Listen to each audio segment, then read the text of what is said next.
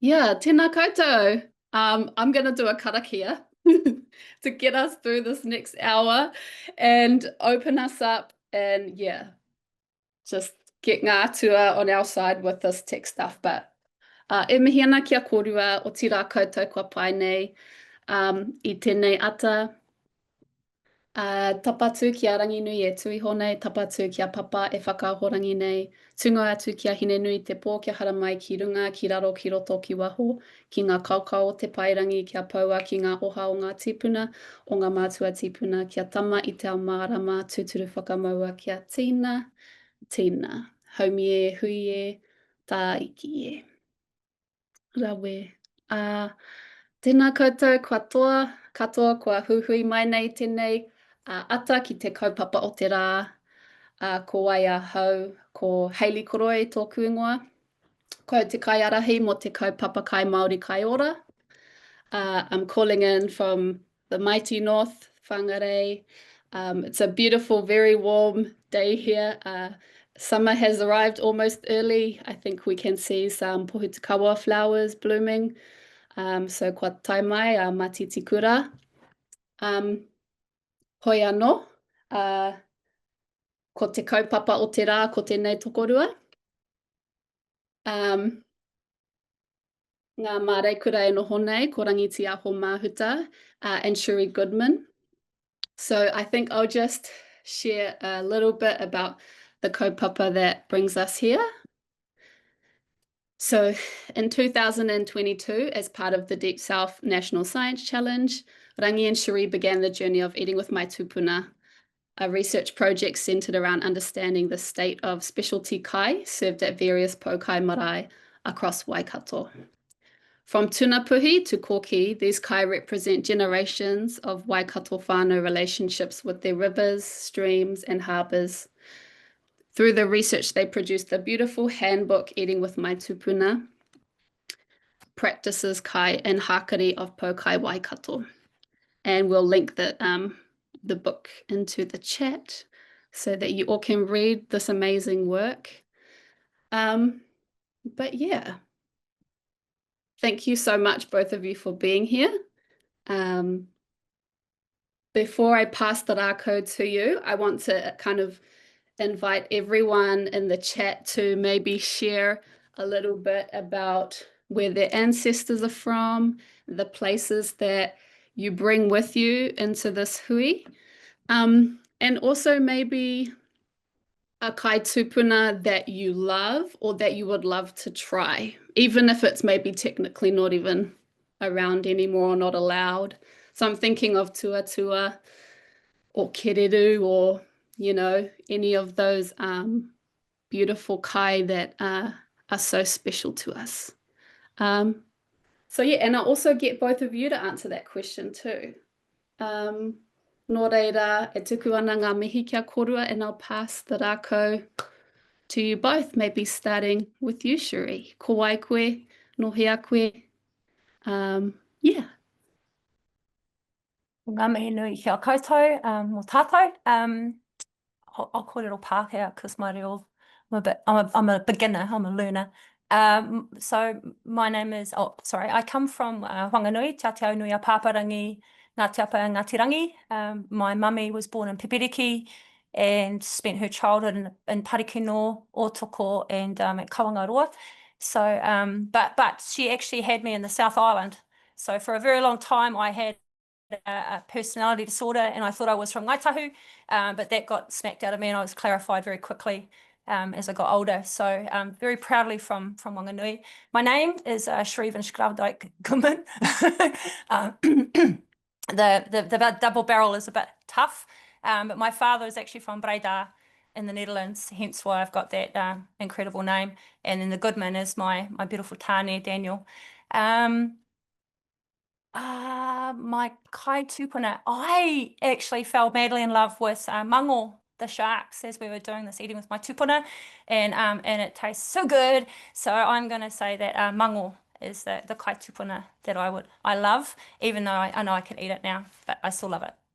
Kia ora. I'll send it to Rangitiaho now. Kia ora. I'm Rangi. I'm from Waikato. born and bred in Tauranganui, marae, on the river. So she's the boss, really. She's been the boss of my family for a long time, a lot of families actually, because we built our seasonal lives around her. So when the call come, then you were out there, and that was all based on the river, the seasons, etc. And we lived on the river 3 to 4 months of the year in our fishing camps. It was a joy. It's something that I regret that my mokopuna don't really get to experience growing up on the river like that. It's very different now. My kai is not actually in the book. It's kotori. That is my kai. I would like. I mean, I eat it for a long time. I didn't like it, because it didn't appeal to me, the texture and the of an and it all came down to how it was cooked. And but that would be the one kai that is not eaten much anymore, but which is a very nice kai to eat, and it was preferred by my old people to pawa. They preferred the kotore to the pawa. So that would be my kai. Kia ora. Kia ora, Rangi. What is kōtore? Kotore is, I believe, called the purple flower. You find it at the coast. And it opens up like this. And you have to get down quickly to get it, otherwise it just clams up like that, and you can't get it. Wow. And we call it kotore. I don't know what others may call it. Awesome. But I understand that's what its other name is, the purple flower. Awesome. Kia ora, Rangi, o tira, tēnā kōrua. And thank you to everyone sharing in the chat. We're going to have to go through and read all of these afterwards. But I don't want to distract you too much. Are you able to share your presentation, Cheri? And we'll hand the rako over to you both to share. If you're having trouble, then I can just do it at my end.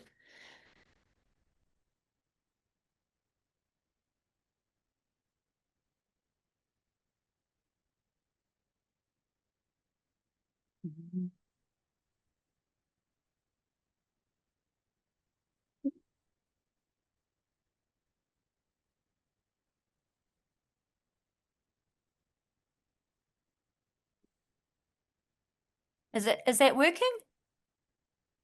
Looks PowerPoint.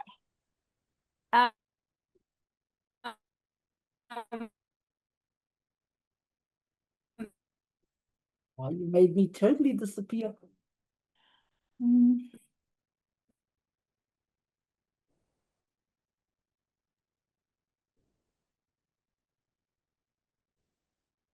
Start, Rangi, or? I reckon I'll share it, Cheri. My internet might be a bit better. You're going to have to run without me. For some reason, I've disappeared. I can see you, Rangi. I can't see you. I'm right back at the open Zoom workplace app page for some reason.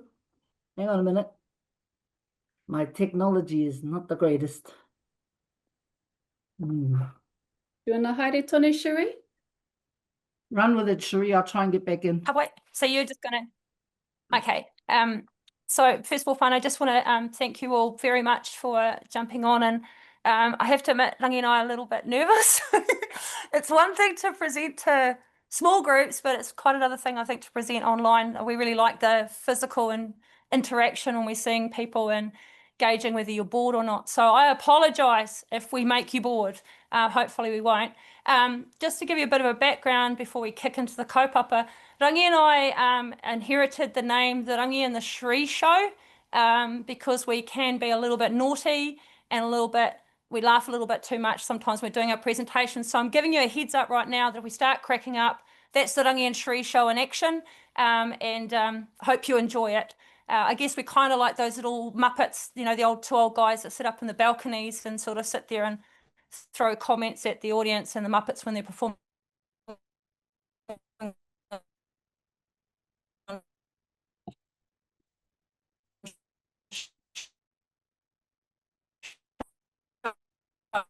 So think of us every time you hear of the Rangi and Cheri show. But anyway, it's being in the Deep South Science Challenge kaupapa. We got to meet some really cool people on the ground who were right at the flax roots doing a lot of their mahi and being able to lead that research. And it was very, very new kind of space to be in. So I think we should acknowledge people like Sandy Morrison and them in Deep South for actually creating that opportunity for us to be able to come in as flax roots researchers and be a way that makes sense to us and makes sense to our people. So that's my first acknowledgement, I think. But to get into this, this is the cover of the book that we ended up producing. It's Rangi's whānau, and I know that there's a lot of whānau from Te Puaha who recognise a lot of those tupuna in there. And Rangi summed it up really beautifully that we all have our own front covers of our books, and this is the front cover for this particular story. And hopefully what it does is it reinvigorates conversations about our tupuna, what they were doing, and how can we participate in this stuff so that we can continue to eat with our tupuna, but also we also want to make sure that we're also eating with our mokopuna as well. So I'm going to take that from Rangi and I'm going to send it out into the universe for everyone to grab and use. You can go to the next one, please, Hayley. So really quickly, these are all the acknowledgements. We can't, there's so many people. The book is would not have been able to be pulled together without all of the participation from our marae whānau, all the ringawera, all the harvesters, all the kaumatua shared their funny stories and had us giggling so much that was so loud, the kōrero. But yeah, just want to acknowledge all of them, and especially to all the people who were involved in helping us compile all the images together. And that image there on the right, whānau, is those are some rocks in Rangi's River, and we like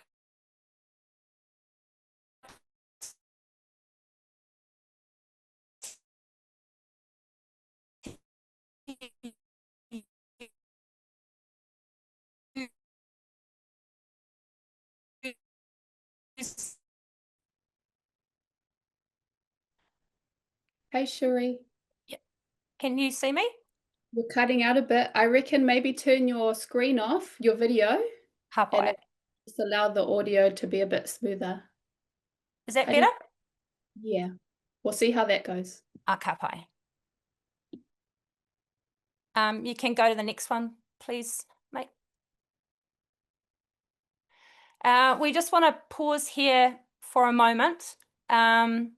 Rangi created this really amazing, I think, resilience strategy and framework, which has been helping to guide a lot of the research that we're pumping out.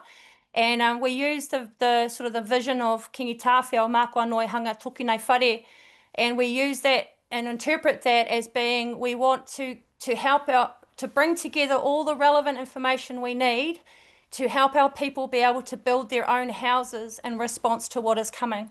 So I may have not given it justice the way that Rangi explains it, but that wherever you see that logo on any of our projects that we punch out, that's an indication to everybody that these are the things that we think will help our whānau build their houses, and that they come from this strategy that Rangi developed, which helps keep us focused and make sure that we're looking at things and investigating the right things that make sense to our people and that our people actually want. We're not just doing research for research's sake. And so this logo was sort of born through the Eating with My Tupuna process whilst we were doing the book. You can go to the next one, please, mate.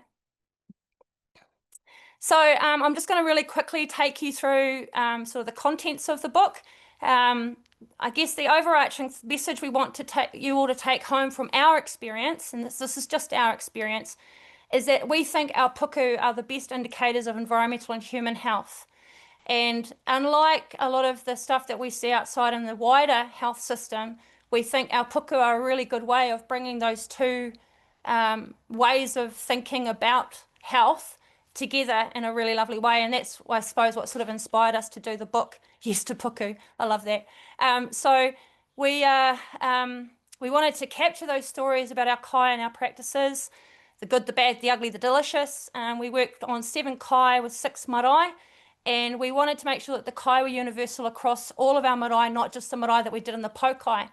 But the reason we focused on Poukai was because it was a really nice way of us just getting out there and talking to our people at events that are happening regularly within the Waikato rohe. Cool, you can go to the next one. We need to acknowledge our ruru here. So this bird has become our inspiration for everything that we do. It was actually our ruru research project where we were trying to understand if our people could still hear them. And I say that in inverted commas because hearing is more than just your ears. And it was when we were going out to the Poukai to talk to our people about the ruru that we came up with the idea about actually developing Eating with My Tuupuna, the handbook, because we were watching the experiences firsthand of what our ringawera and our harvesters and our people, particularly during the service at haakari, were experiencing. So we wanted to make sure that, so it just kind of evolved from there. But what we focused on was we wanted to make sure that we were capturing all the stories from our people. So we wanted, so we got interviews with everyone. Rangi did most of that. We also wanted to make sure that what we were sharing, we were also going to give a little bit of the geeky science, because I'm a geeky scientist, but also using that combined with the mātauranga to sort of help our people understand what we think some of the challenges are for these species and for our practices as well. There was lots of emails. Oh my gosh, I think every day we were pumping out several emails just to try and get permissions for photographs, for kōrero, for all kinds of stuff. Lots of late night editing. I think my entire body is now made of coffee. And then we released it at the Poukai at Tauranga Nui Marae last year. Halfway. Next one, please, mate.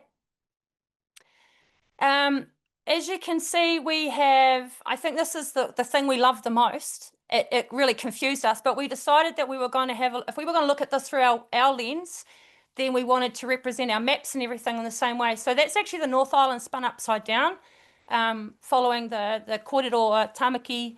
Oh heck, I'm having a brain fart now. I'll get to that in a minute when I remember. But yeah, thank you, that's it. So we wanted to bring that first of all to really show this is really from our this is really from our mātauranga, and then we had all those other sort of chapters that you see in there. I think the other really cool thing for us too was the life cycle posters.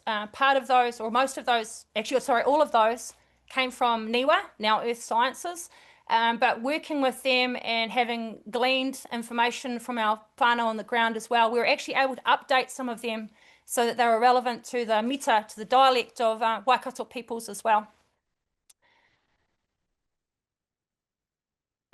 This is our chapter format, and there you go, moko ki runga, tāmaki ki raro, tika Māui, and there's how we sort of set out each of the different chapters. So I'm just going to take you really quickly through each of the chapters and show you lots of food so that you all start drooling and you want to leave and go and cook something to eat. I have to say, yeah, oh my gosh, doing this book was a drool fest. I started looking like my Rottweiler. I just had like drool every time I opened up a book chapter. It was amazing. And Rangi actually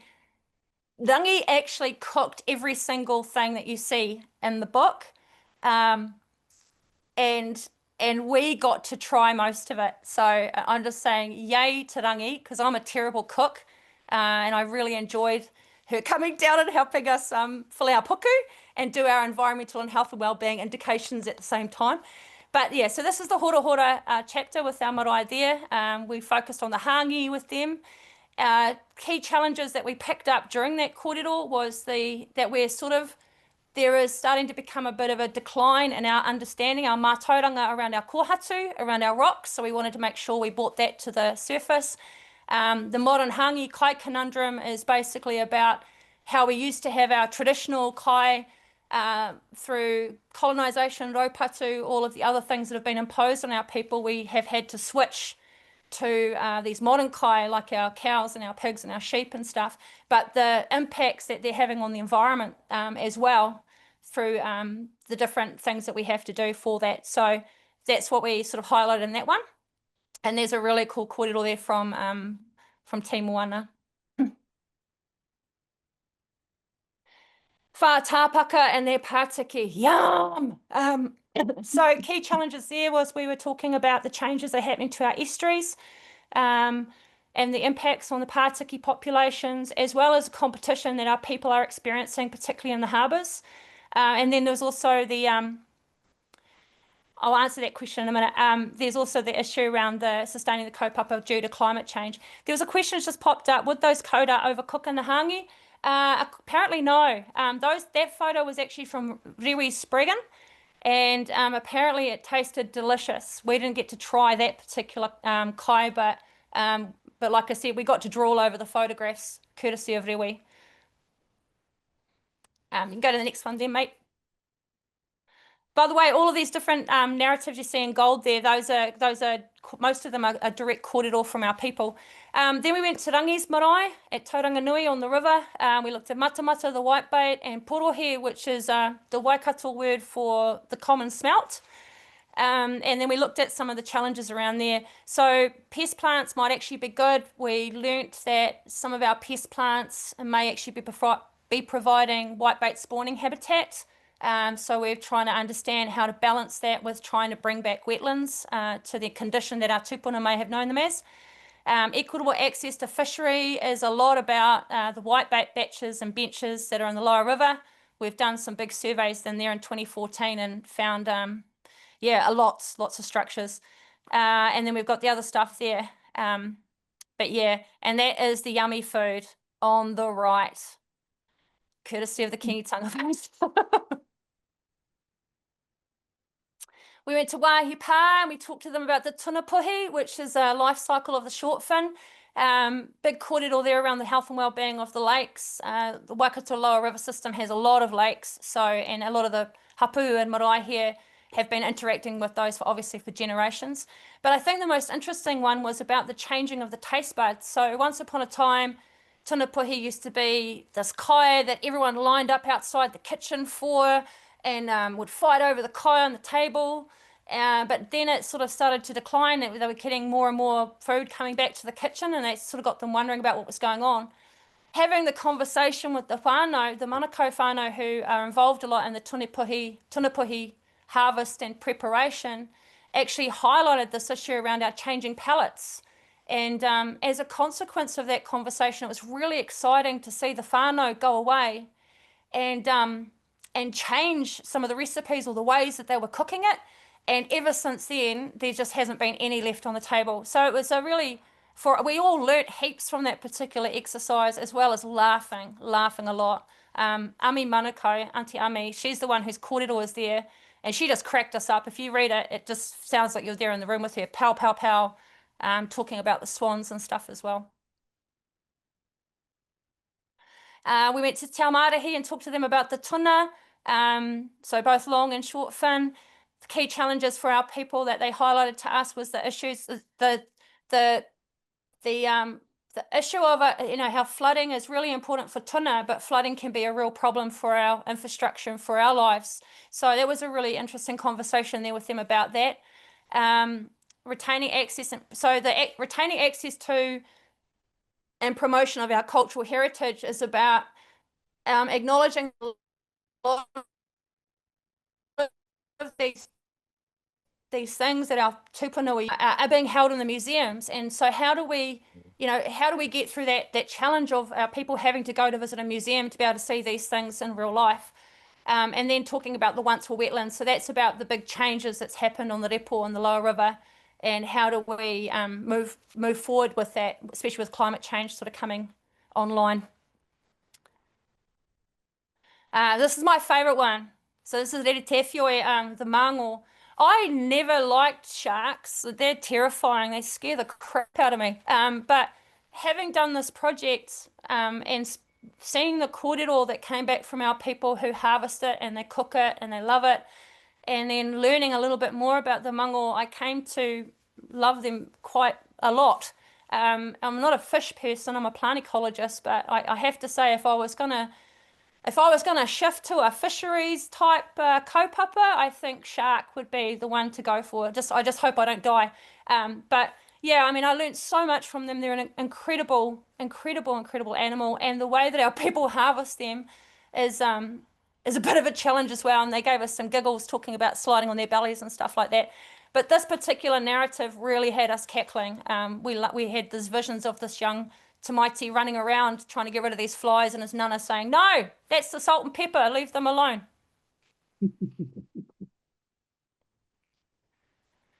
Then we, in the final part of the book, we just wanted to do a big chapter on kinaki, and there's a whole bunch of different ones that we've talked in here about, and we've probably missed stuff, but it was sort of like what could we fit in now just to get the conversation starting about kinaki as an important part of the menu and the diet that we have.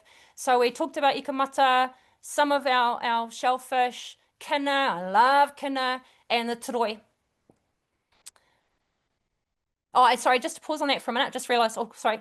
I think the most important thing we got out of this particular chapter was recognizing that, you know, maintaining the practice is incredibly important, not only for our physical and mental health and well-being, but also for actually understanding what's going on in the environment. If we weren't getting out there, particularly for our shellfish, if we weren't getting out there and harvesting for our puku, we would not be seeing firsthand what was going on. And it's always our people who are in these spaces, that are the ones that give us the flags that something's going wrong. So that's what we said, we need to make sure that we maintain the skill base that we have for our people to undertake these particular harvests.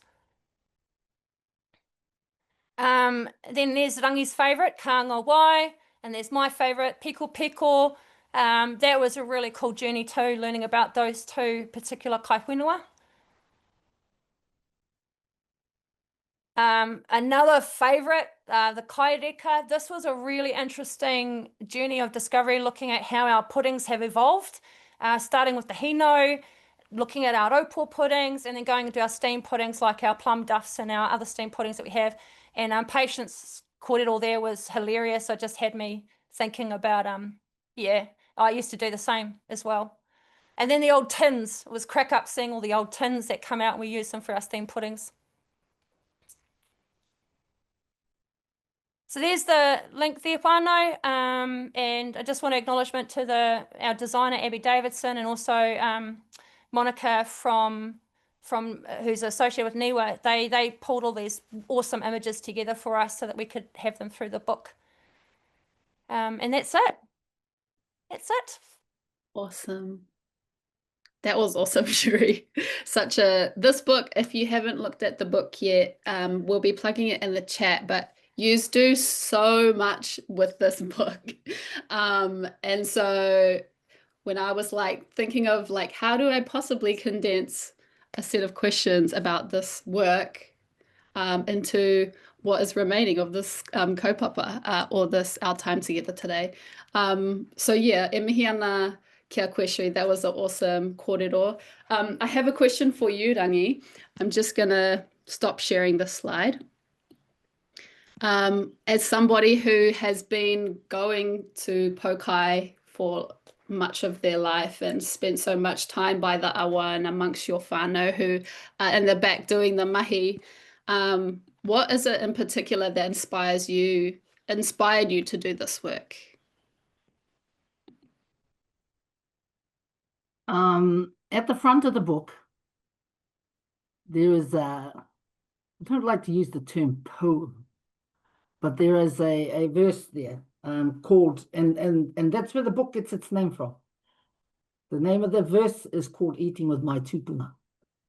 And I wrote that, a number of years ago, this particular verse. And the whole thing is based on that piece of writing. Mm. And that piece of writing is very emotional one. It has my journey on the river. It has my memories of my tupuna, my grandparents, grandmother, my parents. In that invokes all my memories about my time on the river with the mata fishing, Poukai. It's all in that verse. So for me, the entire book, irrespective of which Poukai is there, is based on my feelings in that moment in time, which I wrote at the front. And I included it's in the front of the book, and it's called Eating with My Tuupuna. And it takes the journey. That is the journey of the book, to be honest. Yeah. With you. Beautiful. I think that's on page 13. One that would like to look at that. Yeah. Awesome. I want to read a small extract from the book that, and there's a lot going on in this book. So to retain something, you know, it takes a lot. And so this was really seared into my mind as someone who is always thinking about kai and is always thinking in particular about kai Māori. So I'll just read it to you. Within the lower Waikato River area, many of these holes or kainga were celebrated for supporting tuna and were given names by local whānau. One example of kainga on the Opuatia Creek included names like Ahipopotea, Matauera, Ngāpore, and Kōputa. Each of these kainga consequently had their own whakapapa connected to the tuna held within, and knowledge relating to these spaces were passed onto a privileged minority to monitor and guard against abuse towards the fish. So when I read that and I kind of like imagine these kainga that these tuna have in the, you know, riparian margins of these awa, and that then there are whānau who name these kainga and who know these fish through generations, that's, I don't know, so much comes to the forefront for me around the kind of intimacy that takes to have such an intimate relationship with a tuakana like that. And also how hyper localized these knowledges are. You know, this is not a set of knowledge that can be universally applied or even applied anywhere in Aotearoa, but it's so specific to this certain wāhi. When you hear that quote, Cheri and Rangi, what are some of the things you think about, or what are some of the things you've learned about, you know, the relationship that our people have with their kai?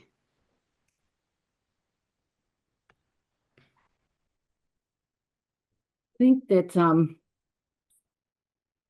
if you have a look at the work that Cheri and I have done over the years, what we tend to do is provide templates. And so Eating with My Tuupuna is a template for anybody to use, but in this instance, it's been focused around a specific area. But you can pick up that template and take it, and we hope people do.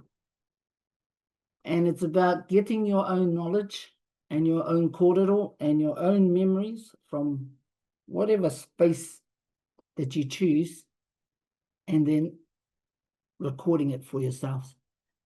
And in terms of the pātuna, we had to go and read all minutes, land minutes. That's where that knowledge comes from.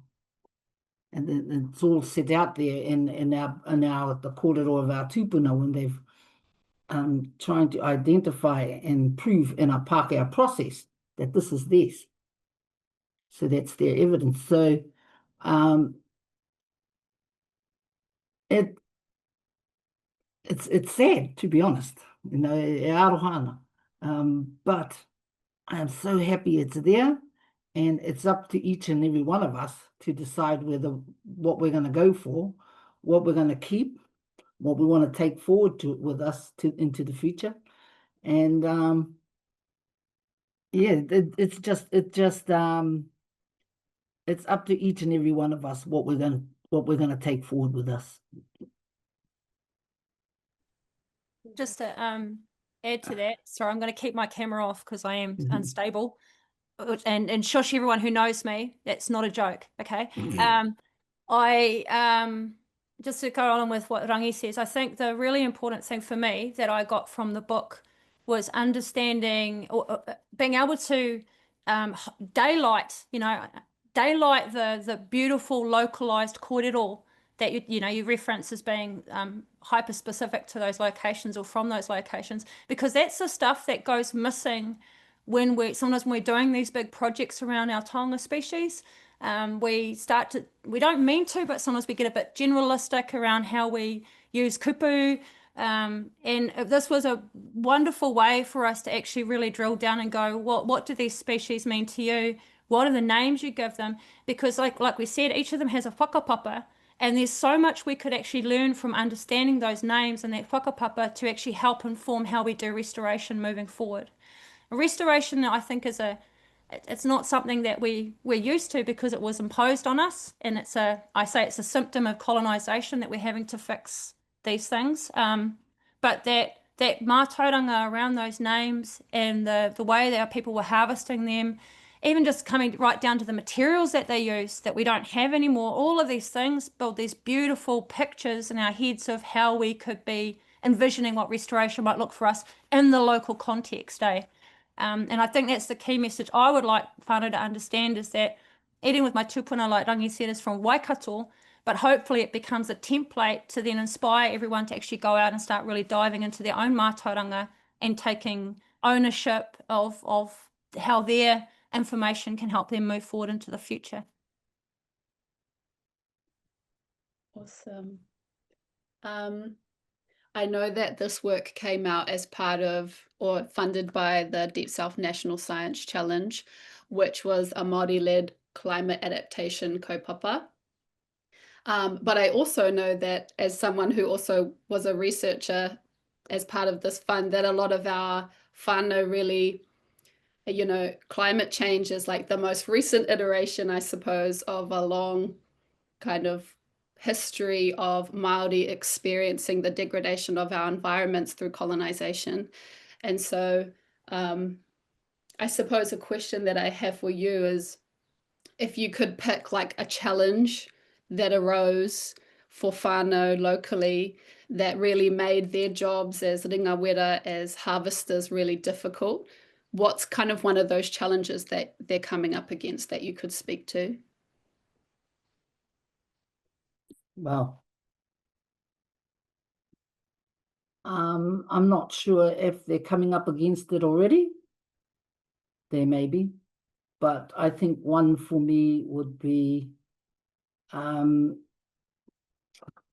effects of climate change is going to have on the habitat of those kai we talked about. And in this sense, I think Cheri and I, it's just how we kind of started in this place, is manage retreat. But not manage retreat of people, manage retreat of habitat. Because a lot of the spawning grounds, etc., for the matamata and the porohe is being impacted on. And the plants, a lot of the plants won't like to be in water all the time from sea level rise. A lot of the plants are not going to like increase salt. So they're going to die. We're going to lose them. And so if we lose those habitats, where do they go to? And they're going to end up further upstream. And at the moment, we've already kind of looked at that and found that there are no lands, public lands further upstream to redevelop those habitats. There's very limited places to go to. Then we're going to have to move with that, which will then encroach on some of the whalastarohe, hapuu. You know, all that renegotiation may or may not take place again on how we not only move the habitat, but move our practice into a rohe that's into a hapuu area that's not ours.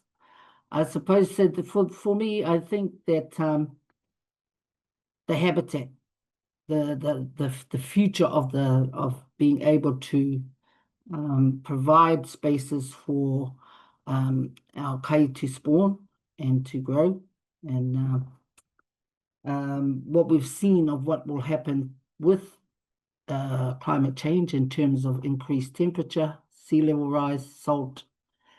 It's not a pretty picture. So I think that would be one, but we're optimistic. Our glass is always half full. Yours, Bob? Has she gone off? No, I just think you nailed it, really, Rangi. Oh. Yeah, if we've got no habitat for these kai to live in, then we're in trouble. But like Rangi said, we're optimistic. I did see a question just pop up about how are the haukainga managing it. I think that's a really hard question to ask because a lot of these factors are out of the control of our people. I guess the most important thing we can keep encouraging our whānau to do is to just find ways to make sure that they keep sharing the narratives and keep sharing the kōrero and the mātauranga around those practices. Because even if they, we talk about, we're not allowed to eat kīreru, but we still, if we can keep the kōrero alive around the practices of the kīreru, then they, first of all, like I said, help us understand what we need to do to ensure habitat remains and that the birds are being supported. So at the stage when they do get really big and fat and yummy, that we can then go and harvest them once again. If we want to, we may decide, no, we don't want to eat them anymore. But I think we've got to maintain options for our people. And the best way to do that is to ensure that our mātauranga stays strong. I'm just thinking about the fact that both of you have and are continuing to do work in the taiao space. Have you kind of like seen where work is being done that is kind of giving us reason to be optimistic, I suppose? That's like showing signs of meeting the needs of those species as the climate changes and salinity increases?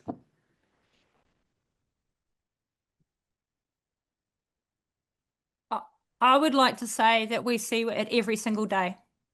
So we see it when our tamariki are out there planting things. We see it when our weavers are out there harvesting their harakeke. We see it when our whānau, like the manukau whānau, are harvesting their Tuna Puhi and creating exciting and yummy new recipes. We see it because the river's still flowing, the moana's still here.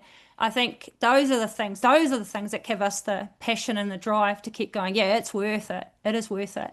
And we may only be doing little bits and pieces here and there, but every single little bit counts, even if it's not just about, take away the ideas about thinking about riparian restoration or anything like that. It's actually that our people are getting back out there into taiao and they're learning these things and they're experiencing these things and they're getting muddy and they're getting smelly and they're and they're seeing things. Those are the things to be optimistic about, and those are the things that really drive Rangi and I think and keep our passions going. And laughing. Oh my God, if there's any ingredient I have to say to everybody, just keep freaking laughing. You either laugh or you cry, and laughing is better. But if we don't do that, if we don't maintain our senses of humour, then we're going to lose the plot. So yeah, that's my kōrero. What do you reckon, Rangi? Yeah. We see it every day, but I think the other thing is, although people will say all hui no dui, the fact that we talk is also a good thing. Even if we're not doing anything, talking about it keeps it alive and it keeps it to the forefront. And there's always going to be somebody who's out there who's going to go get sick of talking and will actually go out and do something. And that's important. Awesome. I have one more question and then I'm going to see who has some questions in the Q&A. I know that at the end of each section, there's a page at the end that says, what can we do? Which kind of templates a way for whānau to wānanga through how they might develop a relationship with the kai or practice. And I think I really love the way that what I assume you're trying to do is like, you're trying to reiterate that this is a task for every person has a role that they can play if they wish to play it in the maintenance of these kōrero and of the lives of these species and these environments. So I suppose my question is, what is the hope or intention that yous have for those specific parts of the book?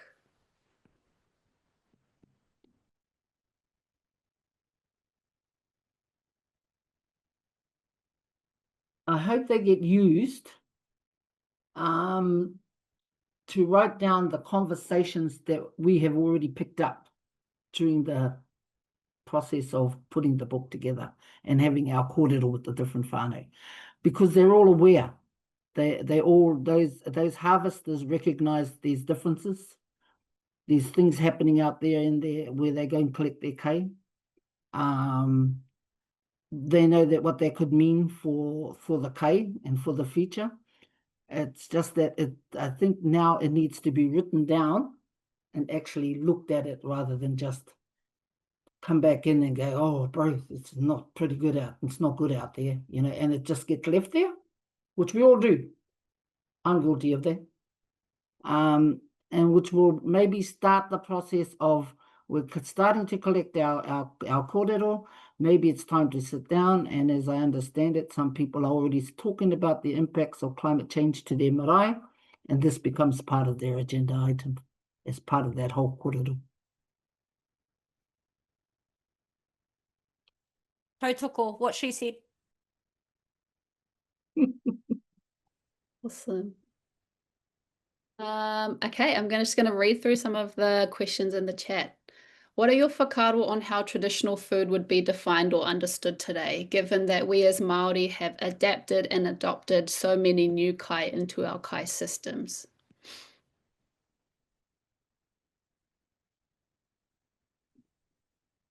We have. I think there's kai that we all know that our tupuna were eating pre-Advent, if you like. So we know all those kai. We know the kai that we've adopted along the way and have now become part of the palate. So I think it comes down to what each whānau, marae, whatever, will now consider their traditional kai. I mean, it's traditional having eaten it from 100 years ago, 200 years ago, pre-Advent or Poukai. It's I would call that pre-Advent kai.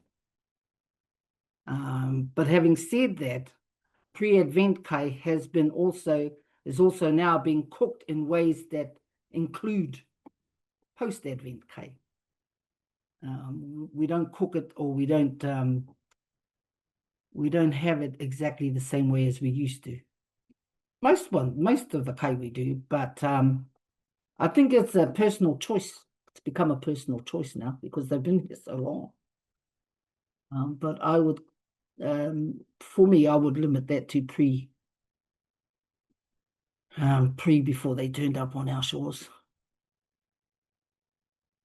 I think the thing that we learnt, especially through the Hangi chapter, was how brilliant our people are at adapting. And I think the success of that comes down to the practice. So I think maybe we don't get caught up on the ideas of what is traditional versus modern kai. I think it's about how has our practice come forth from when our tupuna first introduced it here, when they landed here, to all of the events that it's gone through and to where we are today. And if the practice is still alive, then I think that's the traditional component. And how kai sits within that is just how it sits within that. I mean, we looked at Tuna Puhi. That chapter again was a really, really cool example of a, I suppose, inverted commas, traditional kai, but it had been modernized for the modern palate. So yeah, for me, Rangi and I talked about it. Hangi is the live metaphor of resilience and adaptation for our people. And I think, I mean, we're not obviously really maybe answering the question, but at least that's a starting point to have those kinds of discussions about what is traditional pre-event, post-event, modernization of kai. Awesome. We have a question here from Haki. And I know that this is one that you are kind of, it's a big piece of work that you have done, but they asked, how does the current political landscape impact on our access to tupuna kai? You want to roam into the other stuff, Cheri? You can keep it brief if you'd like. It's a very relevant question. It needs its whole own webinar. So you're aware, Koto, to build this book, we actually had to do a whole lot of pre-work as well. So it wasn't just a simple case of going out and and having a cup of tea, and then it was over. We did have to do some deep dive investigations into policy impacts and also into legislation impacts. And what we did is we focused on the experience of our kai and the experiences of our harvesters and our ringawera and our people of service serving the kai. Now, when you take it to the level of experience, things become a little bit more easier to, I suppose, not pull apart, but easier to understand how the impact is impacting on our health and well-being. So just to help the whānau understand it, an experience from kai, for example, like for the tuna, an experience for them would be available habitat. An experience for hangi, for whānau doing hangi would be traditional practices are maintained. If we're talking about an experience for harvesting of matamata of the whitebait, it would be that our kai is locally available and safe to eat. So those are the kinds of things we looked at, and then we deep dove down into legislation around that. And my God, it's a beast. Excuse my blasphemy, but it is a beast, and we're as a side project, we're trying to understand how to put that into a digestible format for our people to understand, and also to also help our iwi authority technicians understand how they can use their skill and expertise to support our whānau on the ground with regard to those statutes and those policies. So yeah, that's a headache of a question. Ka pai, thank you for asking it. Like I said, Hayley will invite us back for another day. We'll academize the legislative impacts on our practices. Kia ora.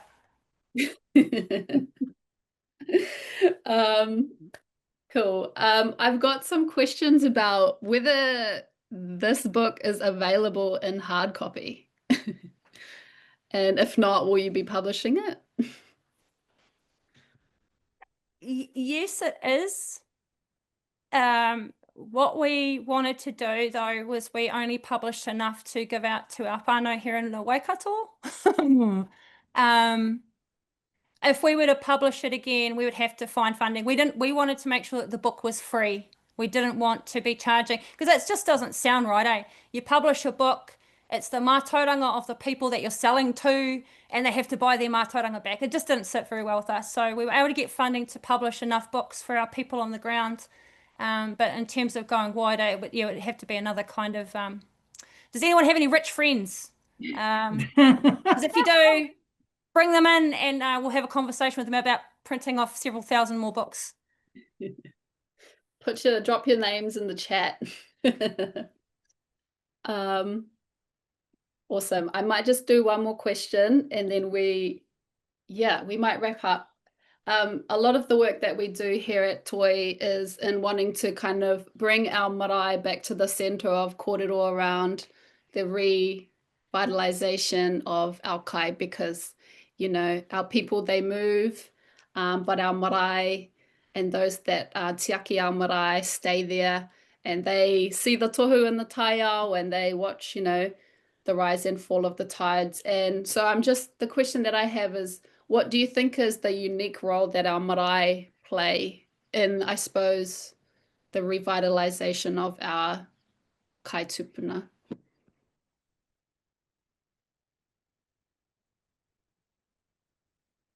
Well, as the book shows, they're the ones that have been keeping it alive all this time anyway, through these, which is why we chose Poukai as our focus, because it's consistent. It's there every year. It happens all the time. So they are keeping it alive. And because people come to Poukai, they're keeping it alive in a rather wide space, because there people come to Poukai from all over the place, and a lot of them come for that kai kaupapa as well. But you know, they know that they come to this particular Poukai, they're going to get a particular feed. So the marae keep it alive. They're already keeping it alive. The fear, I suppose, or the concern is how they do that moving forward from now. You know, after all these times are just changing too fast, and things are happening to us very fast, and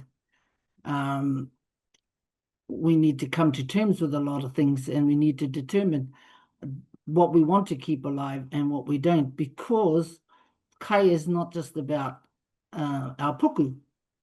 Kai is our identity. Kai is our culture. Kai is our practice. You know, all kai are our memories. There are a whole lot of different things that are caught up in this, in your puku, in the kai. And it brings together all those things in a way that some things don't. And so the marae will keep it alive. As long as there's people to keep the marae alive, it'll stay alive. Yeah, kia ora. Tautoko, what she said. Awesome. Do you want to say anything in closing before we wrap up? Yeah. Yeah.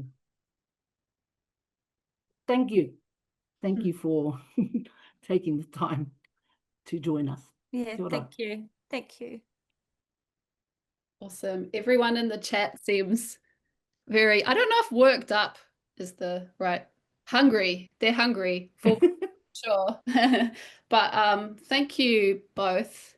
And by extension, thank you to every single person that you interviewed, and to every whānau that allowed that kōrero to be shared, without which we wouldn't have access to such a beautiful resource. And I hope that everyone has taken from this chat today how inkling of how we as individuals, as whānau, as communities might walk out into our taiao, we're in it right now, even if we're in a building, and connect with what is there. And yeah, it's just, I think yous have just set a beautiful opening for all of us to remember and to think purposefully about, you know, now that we know, we have to decide, is this something worth bringing forward with us for our mokopuna? Because if we don't decide that, then other factors will make those decisions on our behalf. So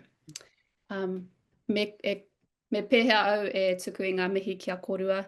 And thank you so much to everybody in the chat. You've been amazing. We're going to stay on after this and read through all the beautiful kōrero, and may even get them on for a part 2. And all the text's going to be so sorted. Yeah, so nō reira, ka whakakapi au i te karakia. Tēnā koutou. Unuhia, unuhia, unuhia ki te rutapu nui, kia wātea, kia māma te ngākau, te tinana te wairua ki te ara takatū. Koiara e rongo whakairi ake ki runga, kia tina, tina. Haumie, huie, ai. Tai. Kia ora tātou.